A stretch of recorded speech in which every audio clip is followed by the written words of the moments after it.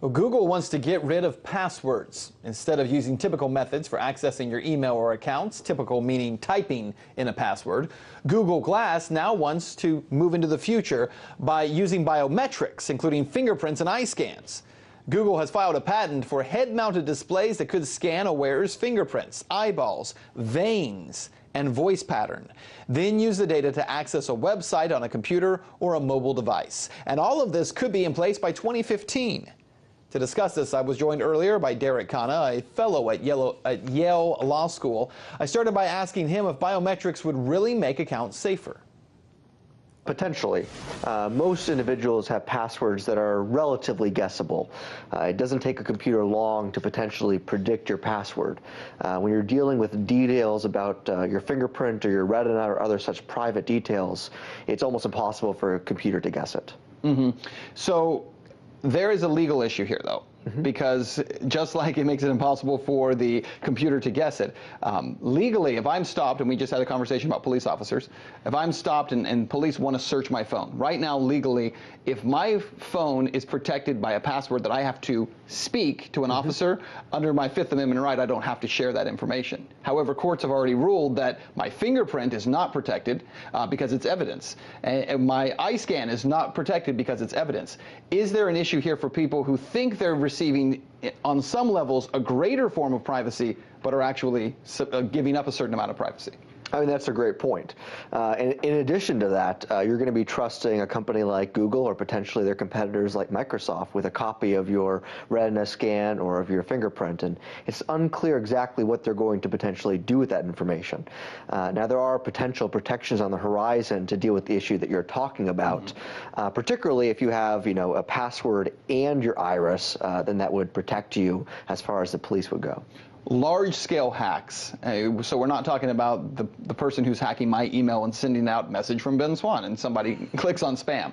But the large-scale hacks where you have major companies that are being hacked. Sony just had this massive hack where a huge data dump took place afterwards. The issue there, so you've got, as you were talking about, the eye scans, you have the fingerprints, and they're all sitting in the database someplace. A large-scale hack, what can be done with that information if a large hack takes place? Well, that's the real concerning part here, which is that on average, the average consumer at some point in their lives will have their password compromised in some large hack, and maybe they'll get an email to replace their password. But you can't replace your iris, and you can't replace your fingerprint. And so that's the real issue here. Now, some of these technologies are better than others. If it's looking at your overall behavior, how you're interacting with the technology, then that's less likely to be impersonated against. But if your iris information is compromised, that's going to be really problematic. And again, the technology is also new, but how would someone be able to utilize your fingerprint by stealing that information? I guess it all breaks down to still ones and zeros somewhere out there in cyberspace? Yes, I mean, it depends exactly what Google's going to do with it. What we're dealing with now is Google filed a patent that Google Glass would be able to use your personal biometric information. It's unclear exactly what their technology would allow for. And so that's the real question here. It's unlikely that they're going to keep a real fingerprint in the cloud. That'd be pretty stupid. But it's definitely concerning. It would be pretty stupid to keep the fingerprint in the cloud. And yet we've seen so many of these kind of big moves that people say, well, that makes no sense at all. And to that point, you had the 4chan release of information and celebrities and their naked photos. And so somebody would have said it's pretty stupid to keep naked pictures of yourself in the cloud as well. So that's, it seems like that seems to be the response every time we get one of these major hacks. Finally, I'd ask you, we're almost out of time, but what do you recommend people do right now if they don't utilize this kind of information to still keep their passwords safe and to stay protected? Sure. You're going to want a password that's relatively long.